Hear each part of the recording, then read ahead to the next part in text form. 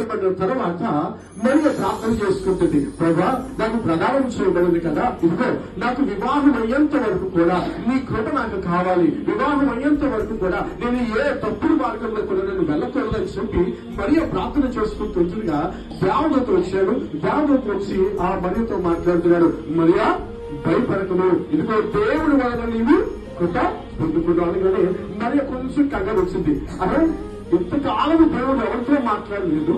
ఇంతకాలము దేవుడు ఎవరితో మాట్లాడలేదు, చాలా కాలం నుండి ప్రవక్తలు ఎవరు కూడా మాట్లాడలేని ఒక 400 సంవత్సరాలు అయిపోయింది దేవుడు మాట్లాడి, మరి హఠాత్తుగా దేవుడు ఒక దూత వచ్చి నాతో మాట్లాడింది అని చెప్పి కంగారు పడిపోయి భయపడిపోయి అంటుంది దేవదూతతో, ఈ శుభవచనానికి అర్థమేమిటో, ఈ శుభవచనానికి అర్థం ఏమిటన్నప్పుడు అప్పుడు దేవదూత అంటుంది, అంటున్నాడు మనతోని, మరియా ఇదిగో నీవు గర్భము పరిశుద్ధాత్మ ద్వారా నువ్వు గర్భము ధరిస్తావు, ఇదిగో నీలో నుండి ఒక లోక రక్షకుడు ఉద్ధరించబోతున్నాడు అని చెప్పగానే మరి ఏమన్నా తెలుసండి, అయ్యో నేను పురుషుని ఎదిగిన దానినే, ఇది ఎలా సాధ్యం, నాకు పురుషుని ఎదిగిన దానినే ఇది ఎలా సాధ్యం, యూదుల యొక్క